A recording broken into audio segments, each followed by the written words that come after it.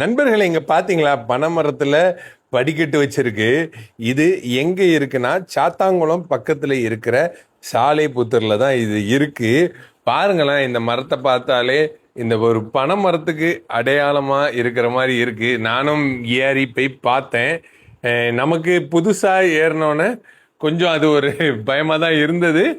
இது என்னுடைய முதல் டைம் பனை மரத்துல ஏறினது. இது எதுக்கு இதை வச்சிருக்காங்க அப்படிங்கிறத அந்த அண்ணன்டே நம்ம கேட்போம். இங்க பாருங்க, பனை மரத்துல படி. இது ஒரு என்ன சொல்றது, இங்க பனை மரங்கள் அதிகமா இருந்தாலும் இந்த மாதிரி ஒரு விஷயம் புதுமை. நம்ம ஏரியா கிடையாது, உலகத்திலே இது புதுமை. நிறைய இதுல பனை மரத்துல கட்டை கட்டி பார்த்துருக்கேன். இந்த மாதிரி பனை மரத்துல படி வச்சு நான் பார்த்ததில்ல. இந்த அண்ணன் தான் அதை வச்சிருக்காங்க. ஏன் இது வச்சிங்க, உங்களுக்கு எப்படி இந்த மாதிரி வைக்கணும்னு தோணுச்சு? இது எதுக்கு தோணுச்சுன்னா, எங்கள் அப்பாவோட எங்கள் அப்பா லாஸ்ட்டான பணம் ஏறிக்கிட்டு இருக்காங்க. இதுக்கப்புறம் பனை தொழிலை விட போகிறோம் அப்படிங்கிற ஒரு இது வந்துச்சு.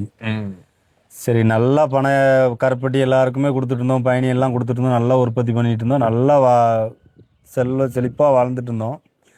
இந்த தொழிலை இப்போ விட்டுட்டு போகிறோமே அப்படின்ட்டு, சரி ஒரு ஞாபகார்த்தமாக இருக்கட்டும் அப்படிங்கிறக்காக இந்த இதை படிக்கட்டணும் அப்படின்னு சொல்லி ஒரு யோசனை வந்துச்சு.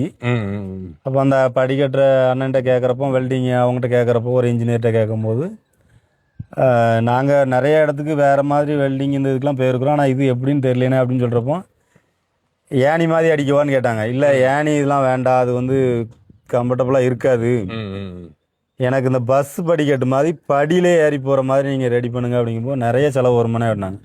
செலவு வந்தாலும் பரவாயில்ல, இது என்னோட அடையாளத்துக்காக நான் இது பண்ணுறேன் அப்படின்னு சொன்னேன். உடனே இவங்க ஃபஸ்ட்டு 48,000 வரானாங்க. திருப்பி எல்லாம் முடிச்சுட்டு 60,000 சொன்னாங்க. 60,000 ஆயிடுச்சு. ஆனால் நான் கணக்கு போட்டு பார்த்தா அந்த பனை மரத்துலேயே 1,00,000 ரூபாய்க்கு பயணி ஏறும்.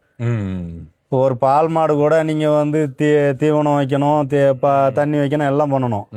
ஆனால் அந்த பனை மரத்துக்கு அந்த மாதிரி எதுவுமே பண்ண வேண்டியதில்லை. இந்த ஒரு டைம் செலவு தான். தண்ணி ஊற்றணும், உரம் வைக்கணும், அந்த மாதிரி எதுவுமே கிடையாது. நீங்கள் பாலையை சீ விட்டிங்கன்னா அது பாட்டுக்கு பாலையை எடுக்கணும். பாலையை சீ விட்டினா நீங்கள் மேலே பார்த்தீங்கன்னாலும் இப்போ தெரியும்.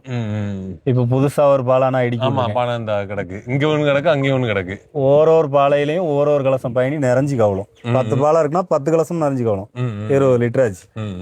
இப்போ ஏற்கனவே உள்ளதெல்லாம் காய்ச்சி போச்சு. எனக்கு இப்போ புதுசாக 2 பாலை வருது. அந்த 2 பாலையை நான் எடுக்க கலசம் கட்டின உடனே இந்த இதெல்லாம் வெட்டி போட்டுருவேன். அந்த 2 கலசமே நிறையும். பனை தொழிலும் டெவலப் ஆகும், பனை தொழிலாளிகளும் டெவலப் ஆவாங்க. உங்க யோசனைக்கு பெரிய வாழ்த்துக்கள்ண்ணே. நன்றிண்ணே, உங்களை சந்திச்சது ரொம்ப சந்தோஷம். ஓகேண்ணா, நன்றி.